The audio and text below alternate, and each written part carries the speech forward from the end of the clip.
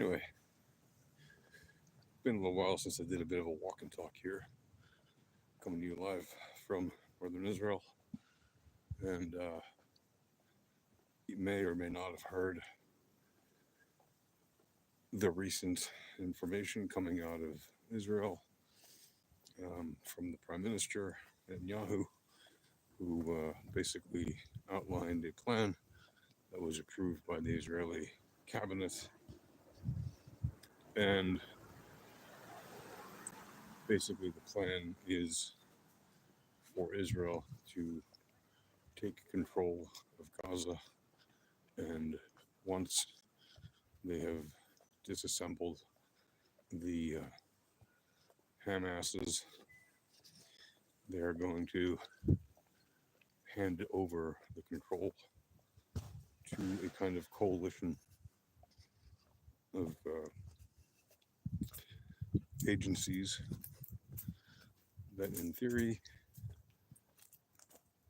can manage the area without creating more conflict. Effectively, it would be mostly made up of Arab forces and some American forces, potentially, probably not, but maybe.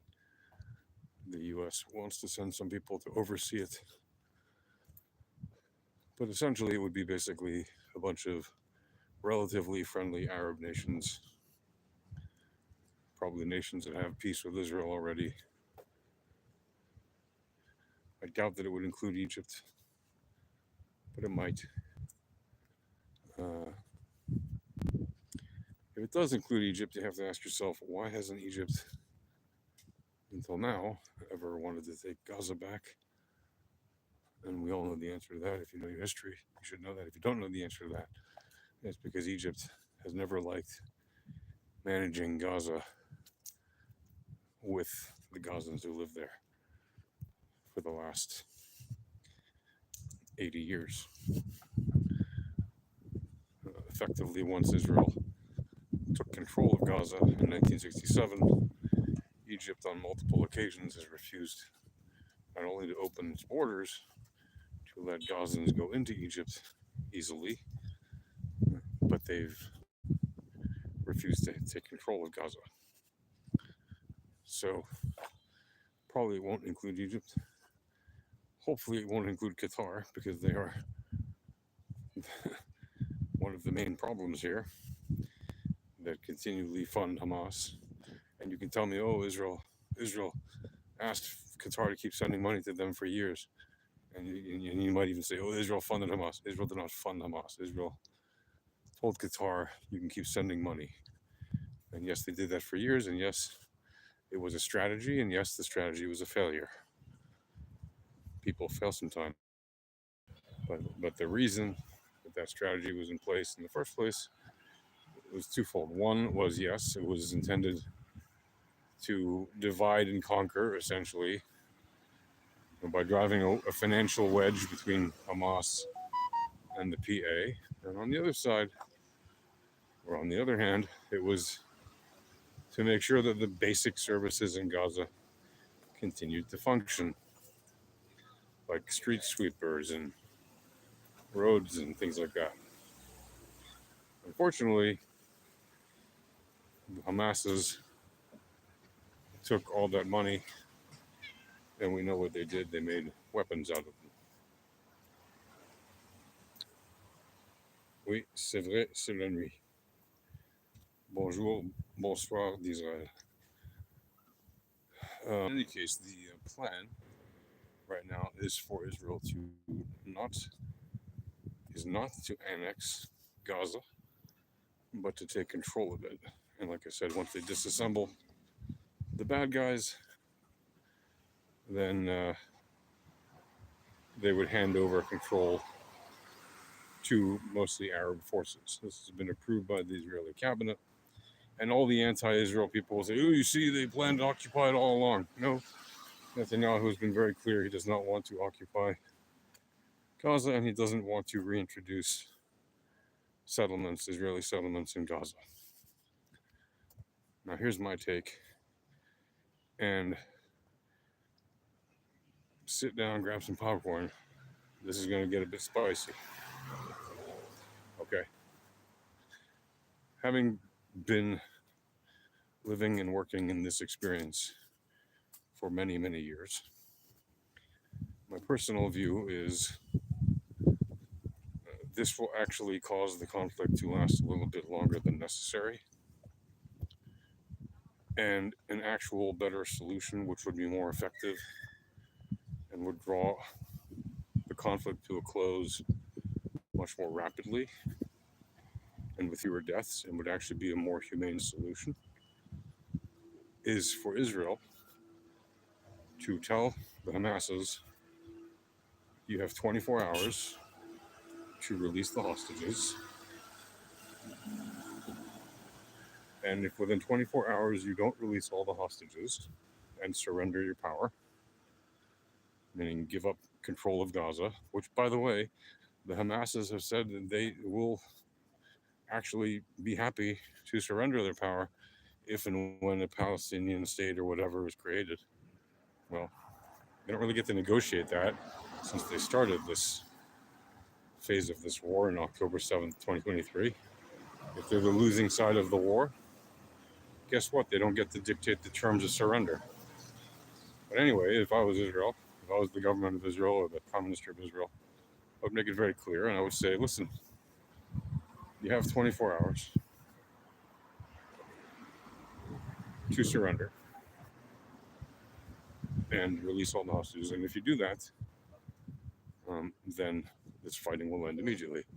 If you don't do that, then the plan is as follows. Israel will begin annexing the depopulated areas of Gaza, meaning the land in Gaza that already doesn't have anybody living in it, that Israel controls.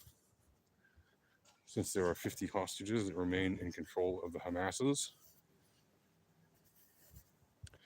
Israel will take 2% of the land that it already controls and annex it every day, an additional 2%. So 2% for every hostage that they're holding. And they have to release them all at once. None of this negotiating how many come out on a given day BS. You release all 50 of them, or we take 2% a day of the land that Israel currently controls in Gaza. And during those 50 days, Israel will, if necessary, continue to take more land because there is a war raging there. The 2% a day would be based on the land that it currently holds on the date that it would be announced. During those 50 days, if Israel takes more land, and by the way, Israel controls around 2/3 of Gaza right now, and a good half of Gaza, 40% or so, maybe a little bit more, is actually depopulated. So that 40% within 50 days would become Israeli. But if Israel takes more land during that time, and at the end of the 50 days, the Hamases have not released all 50 hostages and have not surrendered their power, Israel will continue the policy of taking 2% of what they control that is depopulated.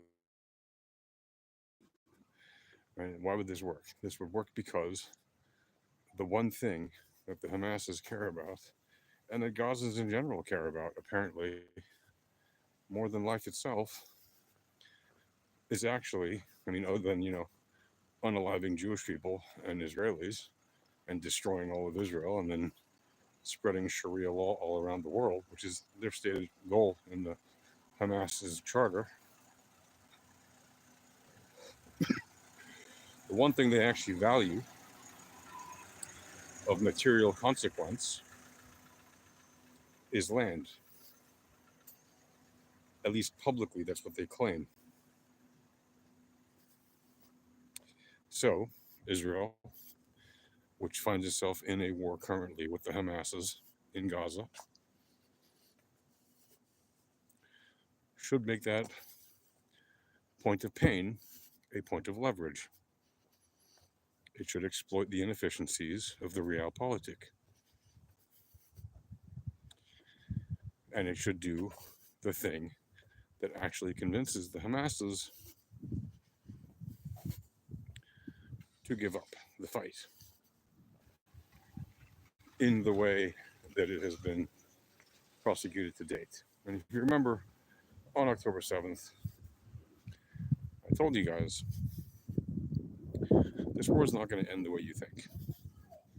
I told you that on October 7th, 2023, and I've been right ever since, unfortunately. I'm usually right about these things in the Middle East. When you are as involved as I have been for so many decades, you learn a thing or two. And I'm obviously not the only one who said that. I may have been the first or may not. I don't know. I don't claim that credit. But I will say that while Bibi was giving that speech, I did say this war is not going to end the way you think. While he was talking to the Israelis live on TV and saying all the things he said.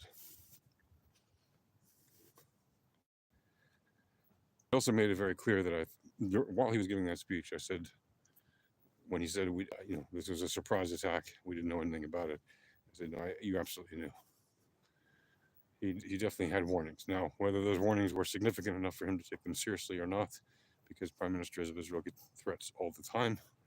They get they get updated on threats to Israel constantly, and there are constantly threats to Israel. Is a different story, but he definitely had been briefed about the threats. Whether he should have taken them more seriously or not, that's a different point of conjecture for debate. I personally think he should have, but that's not for this video. But the point is, if Israel wants to end the war quicker, it should fully annex the land it controls, which is depopulated. Why? Well, because that would mean that that land would fall under Israeli jurisdiction 100%, and that whoever goes there would be under Israeli law, and that the people there, right now there are none, because they're depopulated areas, right? So they would not receive Israeli citizenship, anybody in Gaza. We're talking about depopulated areas where there are no Gazans living right now. And the fence should be moved accordingly as the days progress. Sure, you can't move 2% of the fence line every day, but you can draw it on the map, right? And at the end of each week, or 10-day period or whatever, put up a temporary fence or whatever, or a whatever barbed wire line or something, just to say, okay, or a rope, doesn't matter. From this point on, you're in Israel, and on the other side, you're in Gaza, which would first of all make the message very clear to the Hamases and the Gazans that if they want the pain and suffering to end, they should just release the hostages and surrender, like every losing side in every war in history, except for apparently the Arabs who fight Israel, who refuse to admit when they have lost a war kinetically, which they always do. The problem is that they're allowed diplomatically to not actually say they surrender and that they've lost the war and that they surrender unconditionally. Well, the time has come for them to learn how to surrender unconditionally, eat some humble pie, and accept that they have lost this war. This is the way to do it. Israel needs to annex the land, not occupy. I don't want Israel occupying Gaza. I don't think that's productive. I think it's actually counterproductive. But Israel should continue to annex more and more of Gaza until they're sardines packed in tight, standing shoulder to shoulder with nowhere to go. And if they don't like it, well, they can prevent that by releasing the hostages and surrendering. It's really simple. And why they haven't done this yet, maybe one day the world will know. But I can tell you that is the only way that we will see a quick resolution to this conflict that has the potential to lay the foundation for an actual peace to be established between Israel and the Gazans. And if you're wondering why I'm pronouncing it that way, it's not by accident. So that is the plan. That is what I highly recommend. I did write a piece about it on the Times of Israel blog.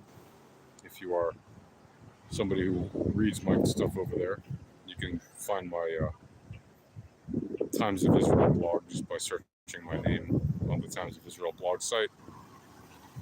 It's in the Israel at War section. I think I published it a day or two ago. You can go read more details about it there. But effectively, I outlined there the plan in broad strokes so that it would be easy to understand, and gave some details about how it would work. And it is the most effective plan. Now, if you wonder why a person like me, some rando on the internet to you, should have any credibility in this matter, the answer is, well, maybe you think I'm a rando to you, but I am not a person who has no credibility in this area. I'm a person who is a published author in this area. I literally helped write the encyclopedia of the Arab-Israel conflict from 1948 until the Declaration of Principles and shortly after, like for a year or two after. So the first encyclopedia of the Arab-Israel conflict, I actually helped, was one of the people who wrote it, was one of the experts who wrote many of the entries in that book. And much of what I had to do, much of what I wrote about, were specifically things to do with the various terror groups involved from the Palestinian side. So I know a thing or two about, unfortunately, Palestinian terror organizations. It's something I studied and worked in heavily for many, many years. And for decades, I have been working in this field in various ways. And yes, I did a long, long time ago serve in the IDF briefly as a volunteer. Like, I volunteered for it. I wasn't forced to serve because at the time I was not an Israeli, and I just was in a unit of foreigners serving in various roles, and I've done other things for the state since then. And in my many years of working in this field and writing about it and commenting about it, coming up with grand ideas about it, I've come up with many ideas that have proven over time to be correct, including building the wall. Bro, hey, how you doing? Which they did build eventually, some years after I proposed it, and many other things which I suggested that should happen have come to pass. And I believe that ultimately there's a very high probability that this will also come to pass if Israel actually sincerely wants to end this conflict. And I can tell you that most Israelis that I know would love this conflict to end. Pretty much all of them would like this conflict to end. Certainly this brutal war happening in Gaza, they would like that to end. But we want our hostages back, and we want Hamas to be removed from power. We want them to admit defeat and surrender, just like any other army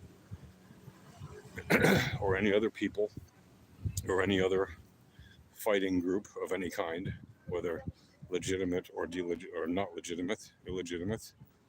We want them to accept the fact that not only have we defeated them kinetically, because that is obvious, but that they accept the total unconditional surrender in our quest for peace, that they put down their bloodlust and psychopathic dreams of killing all of us and destroying this state. The people of Gaza deserve better.